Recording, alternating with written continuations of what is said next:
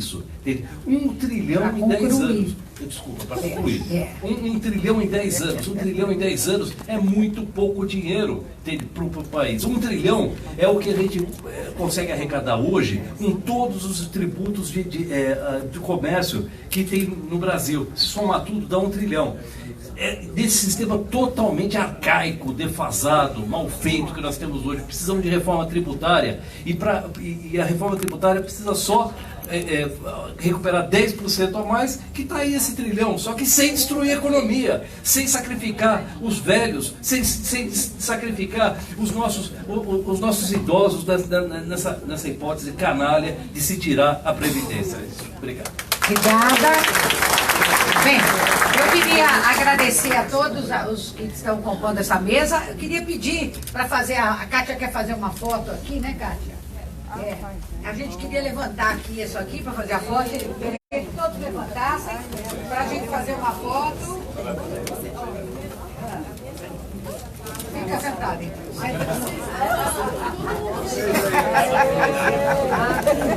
Todo mundo. Pegar uma. A gente que fica de pé.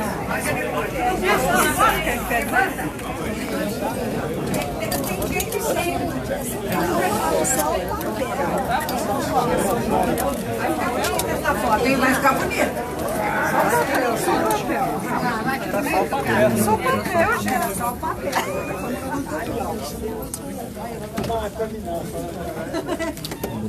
Só põe assim. Viva! Bora nós. Vai lá, cadê o... Ah, é o Zé. Tá, mas é, cara. Vocês que mandam. Vem pra cá, Patrícia. Vem cá. Vem cá. Espera aí um pouquinho. Vamos aqui, só ter um pouquinho de generosidade e absoluta.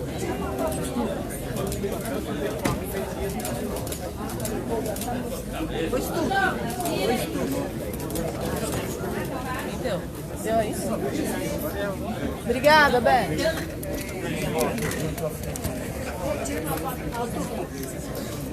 Muito obrigada a todos que compuseram a mesa, Raimundo, Douglas, Iso, Alfredo, Leandro, Maria Conceição, a Fé, o Gaspar, a Ivone, a Cidinha, a Beatriz, o Pipoca, o Alexandre. Muito obrigada a todos e a todos os sindicatos que vocês estão representando, movimentos sociais, etc. Saudar também a presença do ex-vereador Chico Macena, nosso companheiro de partido que está aqui nos prestigiando. Vamos lá compor a nossa segunda mesa. Queria convidar o professor do Instituto de Economia da Unicamp, Eduardo Fagnani.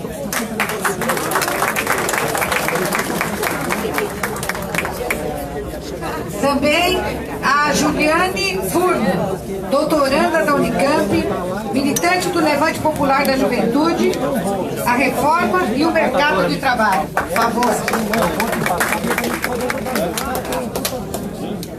A Dirce Nami Kozuji, ela é advogada, especialista em direito previdenciário, sócia da KMS LAU, coordenadora de assuntos parlamentares da Frente Paulista em Defesa da Economia Social e coordenadora do movimento Acorda Sociedade no Estado de São Paulo.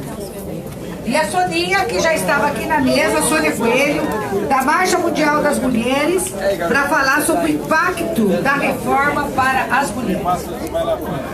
Eu queria pedir, enquanto o pessoal se acomoda aí, senta aqui.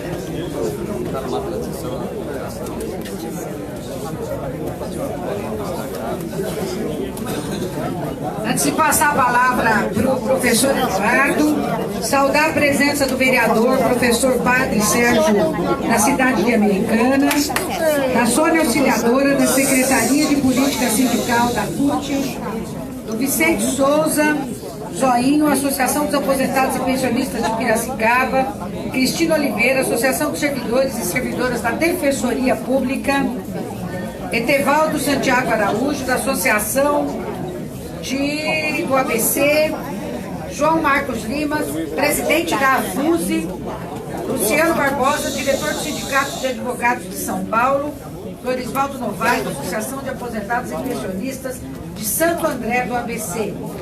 E a gente vai citando todos os presentes na medida em que nós formos desenvolvendo essa mesa, essa segunda mesa nossa, agora uma mesa mais técnica, que certamente vai nos ajudar e trazer mais luz e mais argumentos para os nossos debates na sociedade, na opinião pública, junto à opinião pública, enfim, cada um aqui tem a sua forma de poder fazer a defesa contra a reforma da Previdência. Então, inicialmente, eu quero passar a palavra para o professor Eduardo Fariani, já agradecendo a sua presença e ter aceito o convite para participar desse nosso evento. Você quer falar nisso, Alice? Alô? Alô? Alô? Aqui nesse alô, vocês estão ouvindo? Sim. Então, bom dia a todos. Saudar os parlamentares que estão montando essa frente, especialmente a deputada Beth, pela iniciativa, da coordenação. Eu estou cometendo uma indelicadeza com as mulheres dessa mesa, porque eu tô com um problema de horário. Eu dou uma outra palestra à tarde, outra palestra à noite. Então, eu, infelizmente, o meu tempo é um pouquinho, é meio-dia, atrasou um pouquinho, então eu peço desculpas. Saúdo as minhas colegas da mesa e digo o seguinte: olha aqui, se alguém me perguntar qual que é o principal problema do Brasil, que deveria ser objeto de um projeto de desenvolvimento, eu não tenho dúvida de dizer que o principal problema é a desigualdade. E eu sou contra esse projeto, porque esse projeto aumenta a desigualdade. Eu sempre digo uma frase: o Brasil, há um estudo de um estudioso do Piketty, que ele diz assim: os dois países mais desiguais do mundo são África do Sul e Brasil.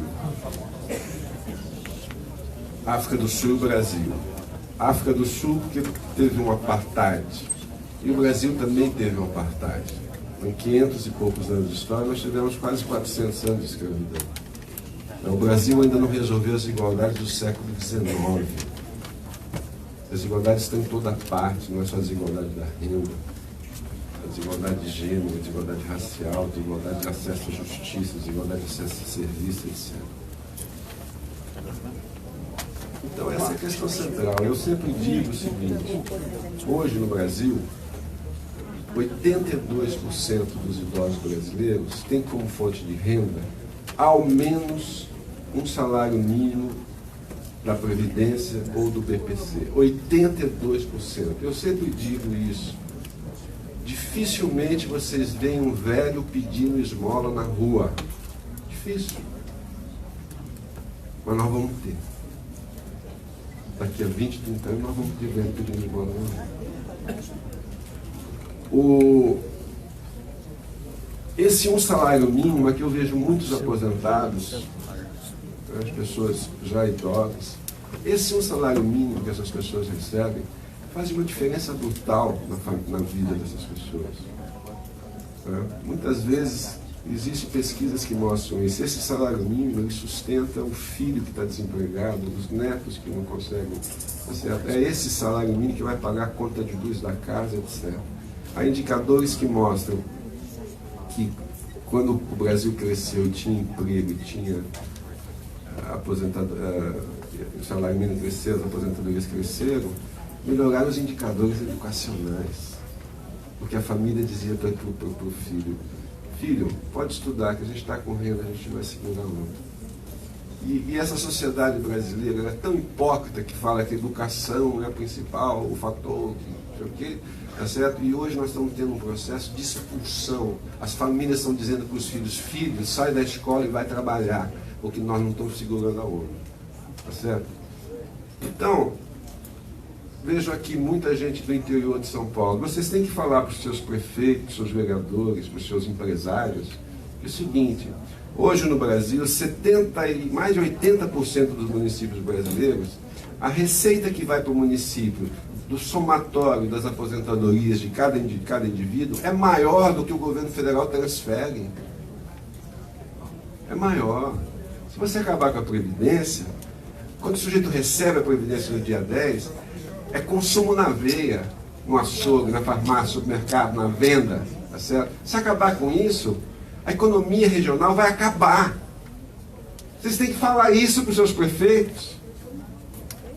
A Previdência rural, ela é fundamental para o desenvolvimento das economias regionais.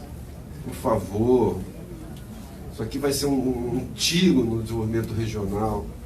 Quando eu falo 80% dos municípios recebem mais aposentadoria, não é no Nordeste, não, é no estado de São Paulo. É no estado de São Paulo. E esse dinheiro do consumo, o que faz? Aumenta a arrecadação da prefeitura. Então você vai destruir as finanças municipais. Com a Previdência rural, houve uma redução brutal do êxodo rural. As pessoas antigamente saíam do campo e iam para a cidade, hoje elas ficam e complementam com a agricultura familiar. E acabou um negócio chamado êxodo do Nordeste para o Sudeste. Quer dizer, quem viveu na cidade de São Paulo, nas grandes cidades do interior aqui de São Paulo, Campinas, etc., os anos 60, 70, quer dizer, o que foi essa criação de uma periferia desorganizada? É o êxodo rural, o êxodo do Nordeste. Isso acabou, mas vai voltar. Tá? Então eu não posso... hoje tem um estudo do IPEA que diz o seguinte: hoje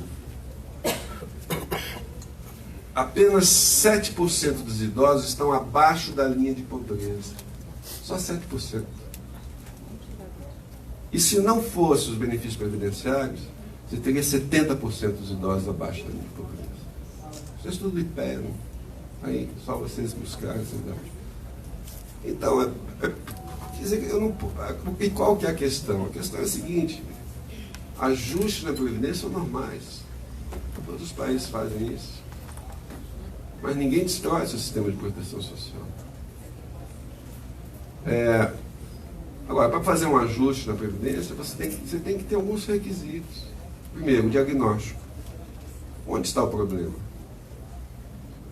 Nos últimos 20, 25 anos foram feitas reformas constitucionais da Previdência. Desculpa, 6 reformas constitucionais da Previdência. 6 reformas constitucionais da Previdência. E dezenas de leis complementares. Eu pergunto, não mudou nada. Eu preciso saber onde está o problema. O que foi reformado? O que falta reformar? O problema está no regime geral. Eu garanto para vocês que não está. O regime geral é INSS urbano, mas é INSS urbano. O Brasil não tem idade média, não existe idade média. Mentira! Não precisa acreditar em mim, dá um Google aí no artigo 201, parágrafo 7º da Constituição. Eles mentem. O problema é o servidor público. Qual é o servidor público? O que entrou a partir de 2012, quando você tem a lei do FUNPRESP, que fixa um teto de R$ 5.800, ou o estoque de aposentadoria? Vai haver explosão? Vai ter aposentadoria de Marajá do servidor público em 2050? Não, porque tem um teto. Os gastos do servidor público federal vão subir? Não. Eles vão cair daqui até 2060 de cerca de 1% do PIB para 0,2% do PIB. Sabe por quê? Porque você tem o FUNPRESP, então as pessoas só vão se aposentar daqui a 35 anos, e do estoque de servidores que entraram em 2013, você vai ter uma redução por conta da taxa de mortalidade. Então, o gasto com o servidor público, eu estou falando do estudo do governo, mostram que o servidor público o gasto do servidor público vai cair de algo em torno de 1% do PIB para cerca de 0,2% do PIB. Então essa questão já está resolvida. Aos marajás, os privilegiados. Quantos por cento dos servidores públicos são privilegiados? Eu vou dizer uma coisa para vocês. Cerca de metade dos servidores públicos federais recebem até 6.500. Até 6.500. Tem quase 30% que ganha de 2 a 4 salários mínimos. Quem são os privilegiados? Só 18% dos servidores ganham mais de 13 mil reais. 18%, mais de 13 mil reais. Os marajás são 1, 2, 5%. Aí eu pergunto para os senhores, para combater Marajá, você precisa de reforma da Previdência? Por que não segue o teto constitucional? Aí eu pergunto para os senhores, poxa, o Brasil está quebrando, temos que combater os privilégios. E por que em dezembro de 2018 o governo Temer aumentou o teto constitucional de 30 mil para 40 mil reais? Por quê? Não teve que combater os privilegiados? Por que se aumentou o teto de 30 para 40 mil? A questão demográfica. Eu não tenho tempo para falar, eu poderia falar horas sobre isso. Não vou abusar do meu tempo. A questão demográfica é outra mentira. E essa é uma coisa difícil vocês entenderem. Vocês vão entender, claro, mas as pessoas que não são especializadas não entendem. Porque parece um raciocínio muito óbvio. No futuro vai ter um número menor de trabalhadores ativos para um número maior de velhos. Bom, não tem alternativa, tá certo? Não tem alternativa. Pergunto, a Previdência é financiada só pelo trabalhador ativo? Tá certo? Nós não fizemos no Brasil um chamado sistema tripartite, que é o empregado, o governo e o trabalhador? Tá certo? Eu pergunto, é aceitável você projetar para meados do século XXI, com base num pensamento de meados do século XX, você tinha para você produzir um automóvel, você precisava de 100 trabalhadores. Produzir um motor, 100 trabalhadores. Hoje eu canso de ver filmes que para produzir um motor não tem nenhum trabalhador. Nenhum. Certo? Hoje que se discute no mundo, nos países sérios, né? Isso aqui não é sério. É tributação de robô. Tá certo? Se com a revolução tecnológica se discute hoje nos países sérios, aqui não é país sério, nos países sérios discute o seguinte, não vai ter trabalho, o desemprego estrutural veio para valer, nós temos que pensar em outras alternativas. Uma das alternativas é mudar a tributação da base salarial para renda e patrimônio. Certo? É assim que você enfrenta a questão. Claro. É a reforma tributária. Dizem eles, em 2060 vai ter um apocalipse. Vai ter um monte de velho, nenhuma dúvida. A Juliane vai fazer uma exposição e vai ficar claro isso na exposição dela. Eu pergunto, o apocalipse já não existe hoje? Por quê? Porque hoje, no mercado de trabalho,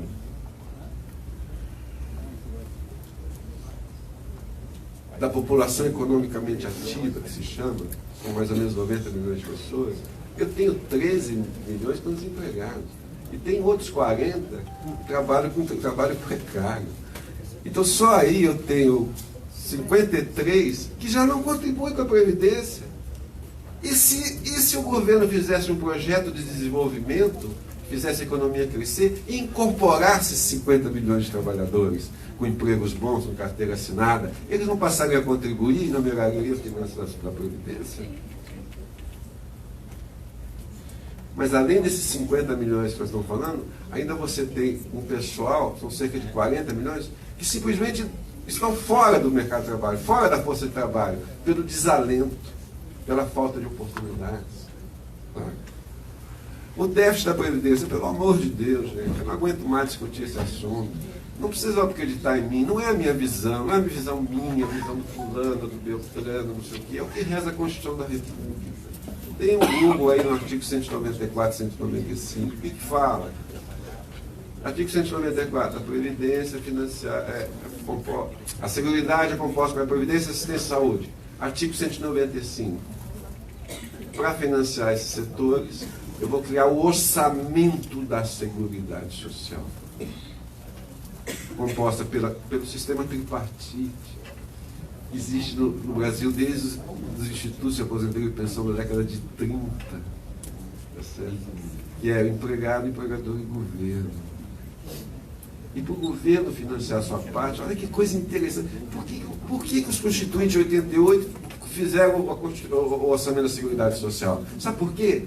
Porque, embora nós tivéssemos um sistema tripartite desde a década de 30, na ditadura militar, você teve o crescimento econômico, o milagre econômico, etc., só a contribuição do empregado e do empregador era suficiente para bancar a Previdência. Então o governo nunca botava a sua parte. Quando você tem a crise, a recessão de 1982, o governo precisou colocar a sua parte.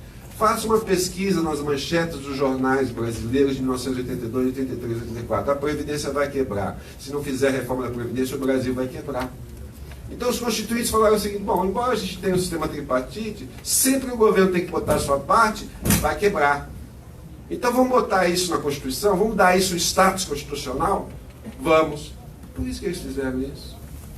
E olha que coisa interessante, eu fico pasmo. Meu filho fala para eu falar com calma, respirar fundo, que eu fico indignado, mas às vezes eu não aguento.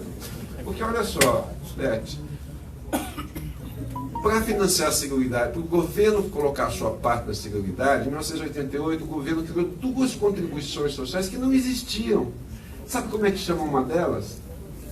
Chama-se Contribuição para o Financiamento da Seguridade Social. Chama-se COFINS.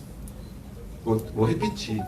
Contribuição para o financiamento da Seguridade Social. A outra contribuição sobre o lucro líquido. O que é o déficit, gente? O déficit é que, ao arrepio da lei, certo? Desde 1988, todos os governos desde 1989, continuaram contabilizando as receitas da Previdência só a contribuição do empregado e do empregador. O déficit é a parte do governo que não é contabilizada. E nós não inventamos a roda. Nós nos inspiramos na experiência da social-democracia europeia do pós-guerra, onde você tem hoje uma média de 20 países europeus, a contribuição do governo representa 55%, a do empregador 30 e pouco, do empregado 11, sei lá.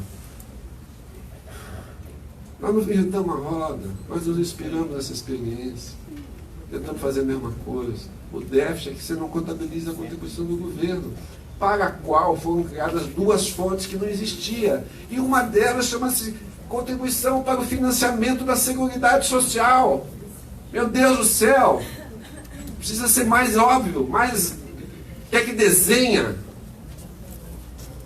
Tá certo? Essa que é a questão do déficit, gente. Essa que é a questão do déficit. O déficit é um desprezo à ordem constitucional.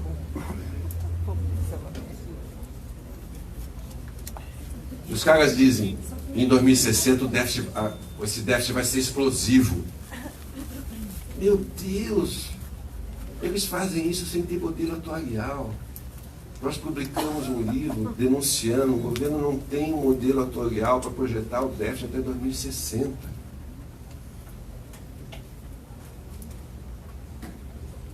Ontem saiu no Valor, que nesse quadrimestre, primeiro quadrimestre de 2019, os economistas do mercado refizeram 8 vezes a previsão do PIB de 2019. Tá certo? Esses gênios não conseguem acertar previsões trimestrais. Como é que esses caras vão dizer o que vai acontecer em 2060 sem modelo atuarial?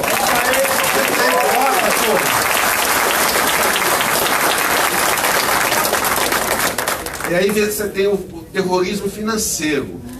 Tem um documento da Secretaria de Política Econômica que é uma vergonha. É uma vergonha. Secretaria de Política Econômica no Ministério da Fazenda. Ela mostra assim, olha, taxa de desemprego. Com reforma da... Vem assim, taxa de desemprego. Com reforma da Previdência, desemprego cai para 8%. Cria 8 milhões de emprego. Sem reforma da Previdência, vai para 15%. E repete isso para a dívida pública, para o PIB per capita, sei lá, para 10 indicadores. Olha, eu comecei a estudar economia nos anos 70, tá certo? Eu nunca vi, deve ser um novo ramo da economia, deve se chamar economia astrológica, porque não há outra explicação. Não há outra explicação, porque assim, o cara fala assim, olha, a Selic foi criada em 1940, então é no mês de março, então é Gêmeos, o ascendente dela é Touros, e como Saturno até 2023 vai estar na casa não sei o quê, então isso vai crescer, porque eu juro por Deus para vocês, se alguém me mostrar que existe uma correlação unívoca e direta entre reforma da Previdência, queda da dívida pública, aumento do investimento, queda da taxa de juros, eu seria o primeiro defensor dessa reforma da Previdência. Vocês não têm a menor dúvida disso. Só que isso é mentira. Isso é um terror econômico. Se não fizer a reforma, o Brasil quebra. Então é um debate. Debate, não é debate. Tá certo? Você tenta induzir uma reforma com base em mitos, em falsas verdades e com base no alarme, no medo, no terror econômico, no terror financeiro, no terror demográfico. Tá certo? E como não tem argumento, o que você faz? Primeiro que você diz, os dados são todos sigilosos. A Folha lançou esse negócio, mas nós já sabíamos, a Anfip e a FENAFIS que fizeram um pedido, 18 questões, tá certo? E já veio negado para a gente há 10 dias atrás. Alegando, e eles entraram com o processo agora, porque isso é inconstitucional. Então você não tem argumento, você sigila os dados. E daí você compra 40 milhões para cada deputado. É assim que vai se aprovar essa reforma. Tá certo? A questão que eu coloco, aí eu entro no tema propriamente dito, é o seguinte. Eu só quero falar mais uma coisa. Essa proposta vai combater os privilégios. Os privilegiados. Muito bem. Paulo Guedes quer 100 milhões por ano. 1 trilhão em 10 anos. 82% dessa economia vem sobre o INSS urbano, o INSS rural, o BPC e a bônus salarial. A bônus salarial, hoje tem direito ao bônus salarial quem ganha até 2 salários mínimos, mas vai ser só quem ganha 1. Você está excluindo 20 milhões de trabalhadores. Tá certo? Então, escuta, eu vou combater privilégio, sendo que 80% da minha economia é sobre quem ganha em média R$ 1.400. Esses são os privilegiados. Eu teria, se eu tivesse tempo, eu arrumaria, eu já consegui mais de 7 bilhões para o Paulo Guedes. 7 bilhões. Tá certo? Por exemplo, juros, 400 bilhões por ano. Tá certo? O Brasil tem o maior programa de transferência de renda, de rico para pobre do mundo. De pobre para rico do mundo. Dizem que não existe almoço grátis. Aqui tem almoço, jantar, café da manhã, tem tudo. Isso aqui é um paraíso fiscal. Tá certo? A Grécia tem uma dívida bruta de quase 200% do PIB. O Brasil, a dívida bruta é 70%. É 70%, né? Só que a Grécia, quando eu vi esse dado, pagava 3% de juros. E o Brasil, quando eu vi esse dado, pagava 8%.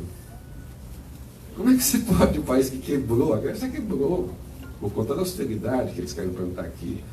Ela tem uma dívida que é quase mais de 2 vezes acima do Brasil e paga menos da metade de juros. Como é que explica isso? A ciência econômica explica isso? Não explica. O que explica são os 400 anos de escravidão. Então, 400 bilhões de juros, 4 anos de economia. Em 2015, nós gastamos de juros mais do que nós gastamos com a Previdência. Isso aqui é outra medida. Isenções fiscais. Só o governo federal isenta 400 bilhões por ano. Significa dar isenção para grupos econômicos e camadas de alta renda. 400 bilhões. 4 anos a reforma do tempo. Da reforma de Bolsonaro. O governo federal deixa de arrecadar todo ano 22% da sua receita. Mas não é só o governo federais e estaduais também. Tá certo? Os estaduais também. Tá certo? E isso é uma caixa preta, ninguém sabe. Tá certo? A sonegação no Brasil é cerca de 500 bilhões. A sonegação no Brasil não é crime, não sei se vocês sabiam disso. 500 bilhões. E hoje você tem tecnologia para fazer isso. Só que a sonegação, além de não ser crime, ela é premiada com refinanciamento. Em 17 anos foram 31 refis. Quem paga imposto no Brasil somos nós, somos trouxas. As grandes empresas têm um setor de planejamento tributário que fala assim, não vamos pagar. Não é crime. Aí o governo chega, pô, está devendo. Então vamos negociar, faz um refis aí para mim. Aí ele paga 2 anos e deixa de pagar. É assim que é. Tá certo? Se você juntar isenção mais sonegação, isso dá 12% do PIB. Sabe quanto a gente gasta com a Seguridade Social que eles querem destruir? 11. Aí, ó. Se resolver isso aqui, dá para sustentar a Seguridade Social até o século 23. Tá certo?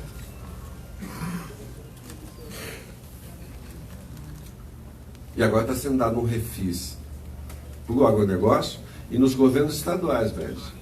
Tem uma coisa daí que eu não entendo direito, que eu vi na imprensa, que é uma revogação de uma isenção do ICMS que se dá para o agronegócio, que vai retirar dos governos estaduais 40 bilhões. Não sei em quanto tempo. Por ano, 40 bilhões por ano, todos os governos estaduais. Mas a Previdência não está quebrada, por que você vai dar isenção fiscal? Tá certo?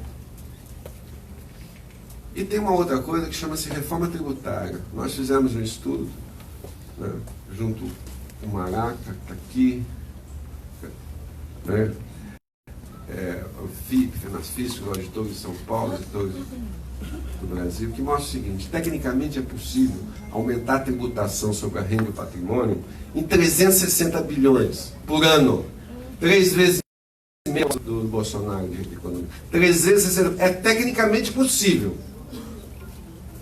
Uma das medidas, só uma das medidas, que é acabar com dividendos, a não taxação de dividendos, mais outras coisas, uma nova tabela de imposto de renda, só essa medida dá 156 bilhões. Sabe como? Taxando mais, se isenta todo mundo que ganha menos de 40 salários mínimos, só taxa mais quem ganha acima de 40 salários mínimos até mais de 320 mil reais por mês. Isso aumenta a líquida desse pessoal. Isso dá, sabe quantas pessoas são? 750 mil, no universo de 30 milhões. 2,7% dos contribuintes. Só isso dá 156 bilhões. Por que você, se o país está quebrado, se existem alternativas menos injustas, por que você não adota?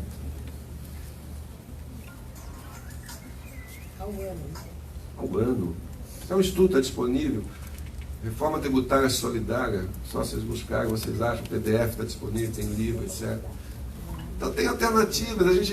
O problema está na dívida. O problema do Brasil, a dívida bruta, né? A dívida bruta.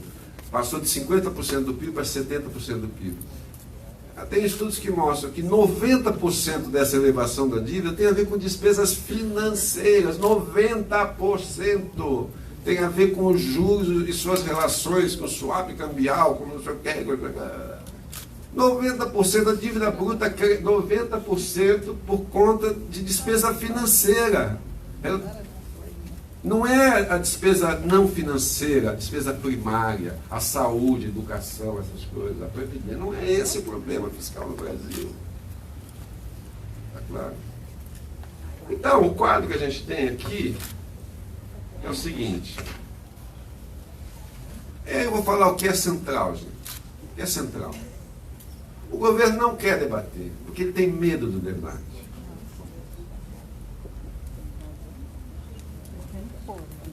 E, na verdade, ele não quer debater. Sabe por que ele não quer debater? Porque não se pretende fazer reforma da Previdência nenhuma. Vamos entender isso, pelo amor de Deus. Não vamos ficar pegando o bodezinho, não sei o quê, o FGTS.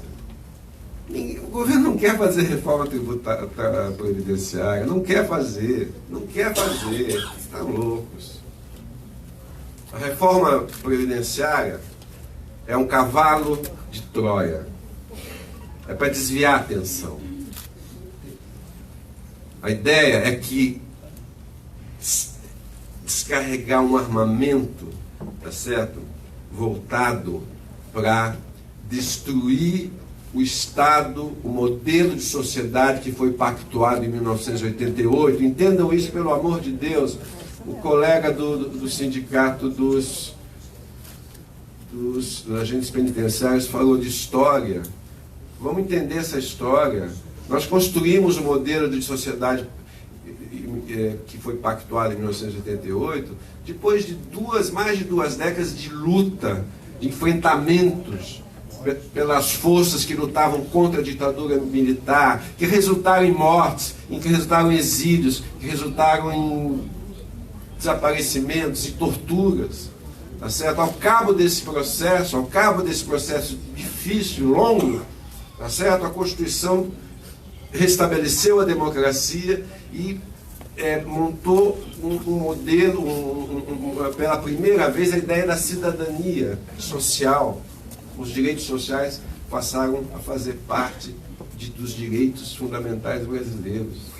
Quer dizer, essa que é a questão de fundo, gente. Por favor, entendam isso. Não vamos ficar discutindo isso, aquilo. Tá claro? E eu acompanho esse debate por dever de ofício, 40 anos, tá certo? O que está acontecendo hoje, para mim não tem nenhuma novidade, é um museu de velhas novidades, como diz o Carlos Luz. Tá certo? Eles tentam fazer isso desde 1989. Eu sempre falo que quando na última etapa do processo constituinte, o presidente era o Sarney. Ele foi à cadeia de rádio e televisão e falou assim: senhores constituintes, os senhores têm a última oportunidade de mudar essa Constituição, porque se vocês mantiverem os direitos sociais como vocês estão colocando, este país será ingovernável. A tese da ingovernabilidade. A tese da ingovernabilidade, ela vai se transmutando ao longo desse período. A última versão dela é: as demandas sociais da democracia não cabem no orçamento. A última versão dela é: eu não faço justiça fiscal, não faço ajuste fiscal se eu não rever o Pacto de 88.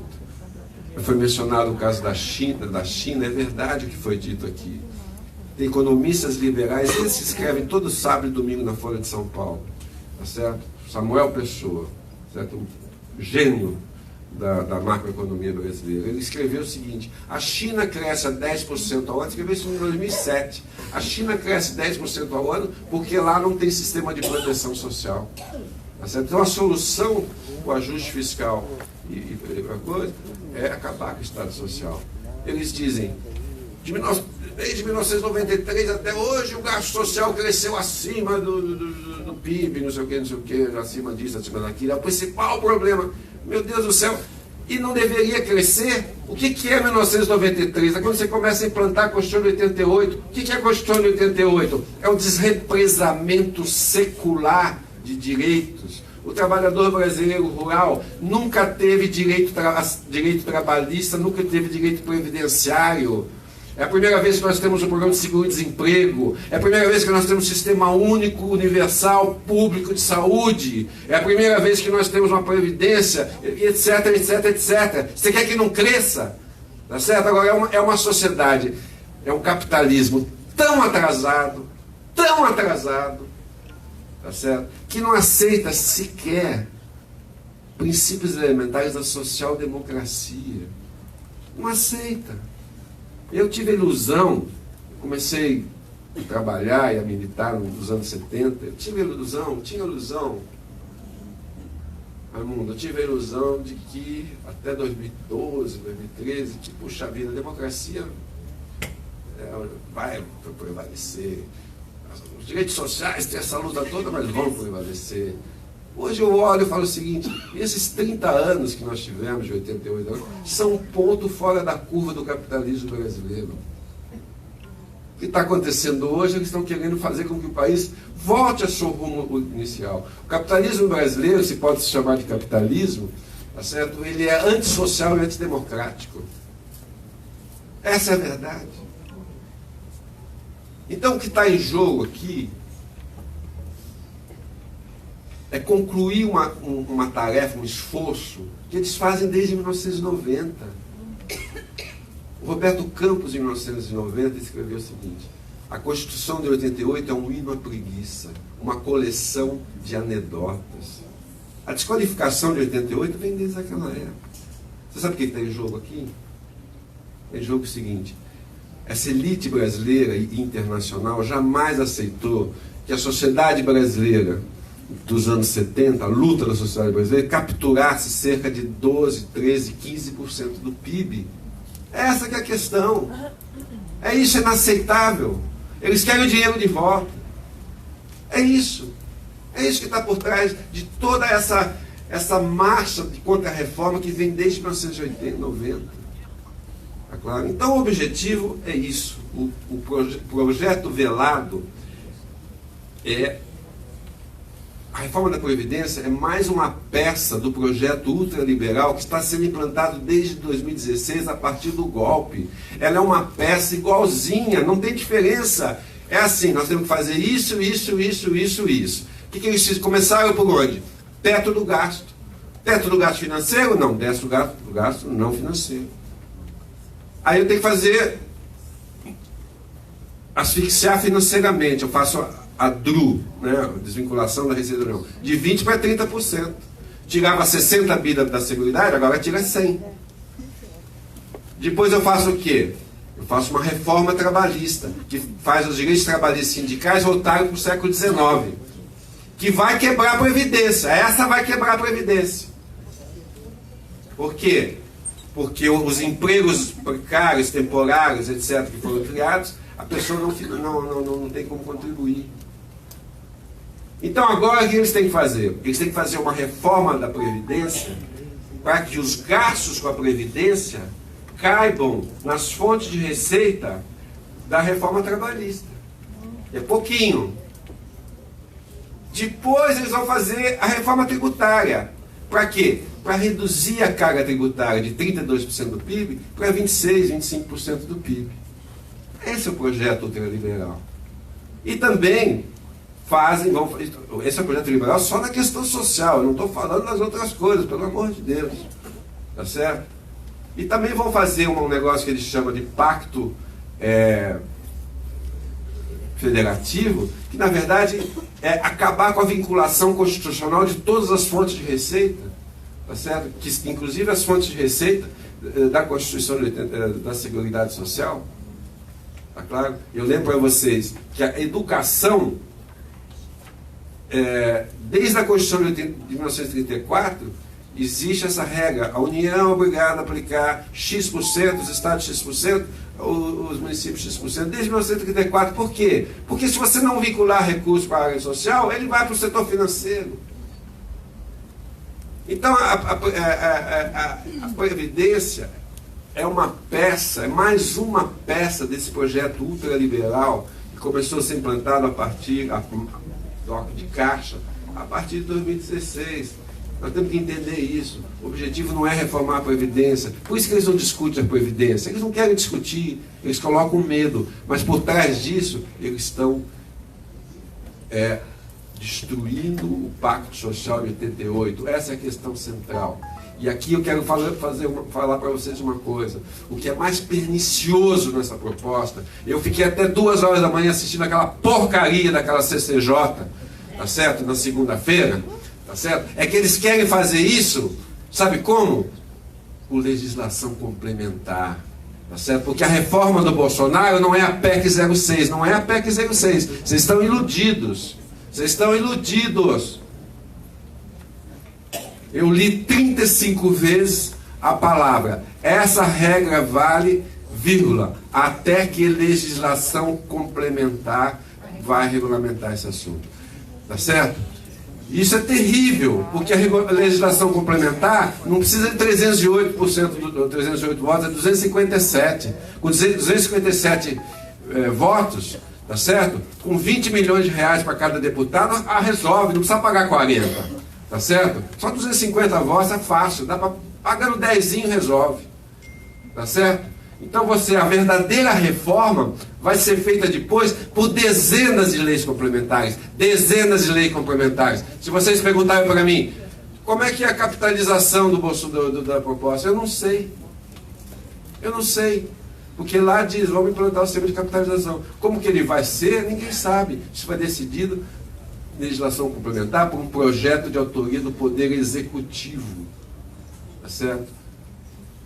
Então nós estamos destruindo o Estado Social de 88 de uma forma velada por leis, por legislação complementar, e a CCJ, que se chama Comissão de Constitucionalidade e Justiça, aprova isso. Eu pergunto, a própria Constituição diz, sempre que houver uma mudança radical na Constituição, no que foi definido anteriormente, tem que se chamar um plebiscito ou um referendo popular.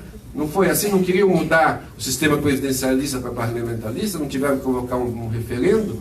Tá certo? Hoje está acontecendo a mesma coisa. Tá certo? Estão mudando isso de forma subreptícia. A questão central é a seguinte, eu tenho dito isso e já falei demais, eu já tenho que encerrar. O que está em jogo no Brasil é o seguinte, é mudar. Nós vamos passar da seguridade social para o seguro social. Isso é uma mudança estrutural, gente. É uma mudança radical. O que é a seguridade social? É um pacto social baseado na solidariedade. Todos têm direito ao mínimo, mesmo aqueles que não podem contribuir. O que é a previdência rural? É você corrigir uma injustiça que o trabalhador começou a trabalhar na década de 40, 50, sem carteira de trabalho, em condições de semi-escravidão. Os constituintes falaram, ok, você vai ter direito, mesmo se você não contribuiu. Muitas pessoas só conseguiram comprovar que elas trabalharam no campo com fotografia, com carta. Então nós corrigimos uma injustiça. E como é que vai financiar isso? A sociedade vai financiar. Vamos criar o COFINS para financiar isso aqui. Tá certo? Então nós estamos mudando a seguridade social para o seguro social. O que é o seguro social? Você tem um plano de capitalização individual. O problema é seu. É um contrato seu com fundo de pensão. Tá certo? Se você ficar doente, você quebrar uma perna, ficar deprimido, não poder trabalhar, problema seu, se vira, você não vai conseguir, você é um fracasso, você é um fracassado, vai resolver com o seu plano privado. Essa é a mudança que está sendo feita. Tá certo? Essa mudança está sendo feita. Posso falar sobre isso há muito tempo. A segunda mudança central, isso é o seguinte, nós vamos passar da seguridade social para o assistencialismo. Como é que é essa passagem? Essa passagem é a seguinte, eu crio regras tão excludentes, regras de aposentadoria superiores ou equivalentes às praticadas nos países desenvolvidos, que, como vocês vão ver em seguida, desconsideram por completo a realidade do mercado de trabalho brasileiro, que no futuro um número muito pequeno de brasileiros vão conseguir ter a proteção previdenciária. Tá certo? Então o que vai acontecer? Vai haver uma tendência para você ter uma fuga em massa, uma pressão em massa, para você buscar o benefício assistencial. Que o benefício assistencial não exige contribuição. Tá certo? Muito bem, o que o governo já faz e ao fazê-lo já admite que a sua reforma é excludente? Ele faz o seguinte, bom, vocês vão vir tudo aqui para o BPC? Não tem problema. O BPC, em vez de eu pagar R$ 998, eu vou pagar R$ 400. Tá certo? Agora veja o seguinte, os R$ 400, ninguém sabe de que tempo em tempo ele vai ser corrigido. Ninguém sabe qual que vai ser o indexador da inflação. O governo pode simplesmente, e eu acho que vai fazer isso, deixar 5, 6, 7 anos. congelado os R$400. Como a tabela do imposto de renda está congelada há quantos anos? Há 15 anos. Tá certo? Muito bem. Então vamos pensar juntos aqui. Se ficar congelado 5 anos, sei lá, esses R$400 podem virar R$250. Então olha só, olha como é que eu vou fazer o ajuste da Previdência. Hoje eu tenho uma massa enorme de pessoas que ganham o piso do salário mínimo, e daqui a 10, 15 anos eu vou ter uma massa enorme de pessoas que vão ganhar R$250. Então daqui a 15, 20 anos, o gasto com a Previdência vai ser cerca de 20, 25% do que é hoje. Tá certo? Está aí feito o ajuste. E aí com isso, essa Previdência que paga R$250 em vez de um salário mínimo, essa Previdência cabe na receita da reforma trabalhista. E aí eu posso reduzir a carga tributária para 22%, o padrão mexicano. Certo? Esse é o projeto, gente. Por isso que ninguém quer discutir nada. Tá claro? Esse é o projeto. Eu só vou, para terminar, só vou citar um dado aqui para vocês. Só um dado aqui para vocês e já termino, Beto. Desculpa a extensão do tempo. Eu vou fazer uma síntese, depois a Juliana, meus colegas vão explicar melhor, mas é o seguinte. Aposentar no Brasil, a partir de agora, vai ser uma corrida de obstáculos que você nunca vence. É como aquele jogo de tabuleiro de criança, que você joga o dado, você vai para 5 casas, aí você está na 25ª casa, você tem que voltar para 12. Por exemplo, estão dizendo idade mínima de 65 anos para o homem, dando só o exemplo do homem, 65 anos do homem.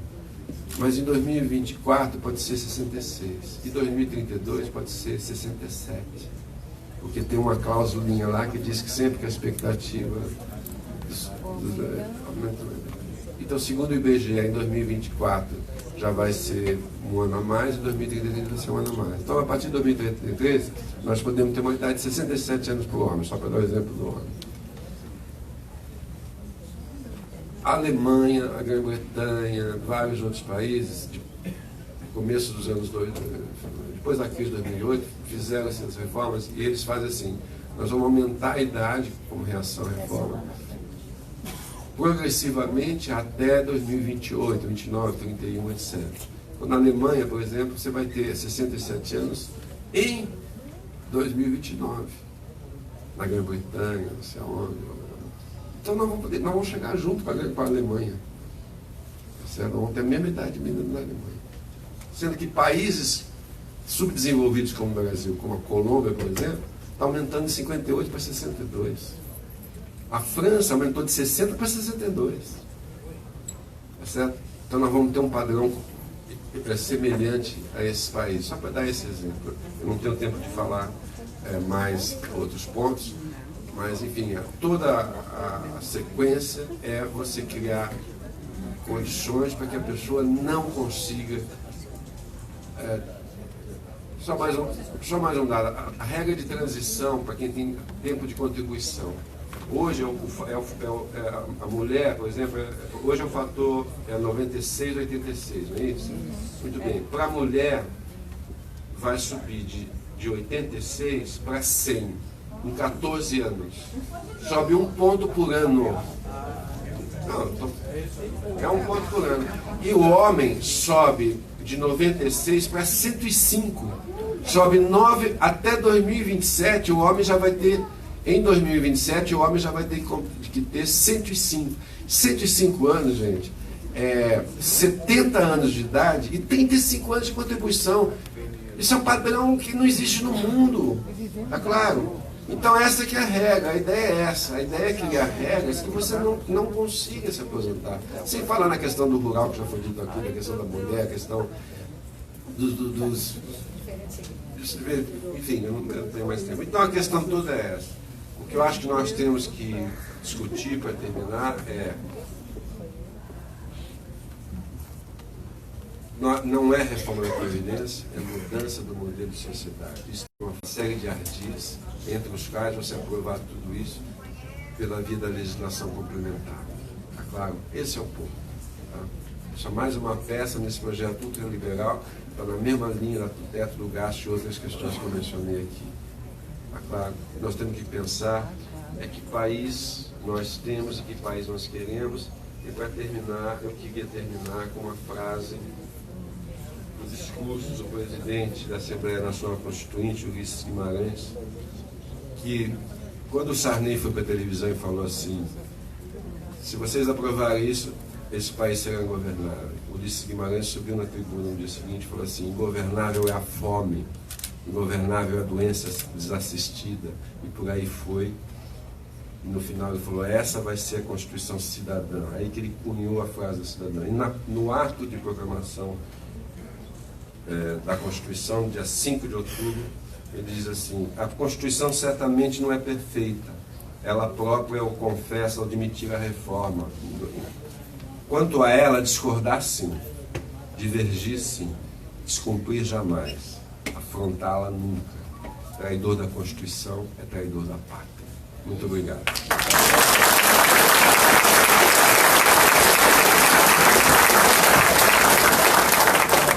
Olha, muito obrigada. Você nos deu uma aula aqui que eu tenho certeza que muitos de nós que estamos aqui desconhecíamos vários desses aspectos que você nos trouxe. Acho que você tem que mesmo, eu fico até emocionada, você tem que rodar esse país, né, para falar com um número cada vez maior de pessoas, para poder orientá-las, instruí-las, conscientizá-las, informá-las do que nós vamos ter a partir desta reforma, caso ela seja aprovada. Então, parabéns pelo seu estudo, parabéns pelas informações que você trouxe. Muito obrigada, espero que você possa reproduzir, e tenho certeza que irá fazê-lo o máximo possível neste país afora, que carece de tanta informação. Né? Porque se a gente fosse bem informado, certamente nós teríamos aí mais de 50, 60 milhões de trabalhadores nas ruas, se manifestando contrários a esta reforma. Então, muito obrigada pela sua participação, e já passo a palavra para Juliana, que é doutoranda na Unicamp, até para ir na mesma toada aqui do Eduardo, militante do Levante Popular da Juventude, a reforma e o mercado de trabalho. Vamos lá.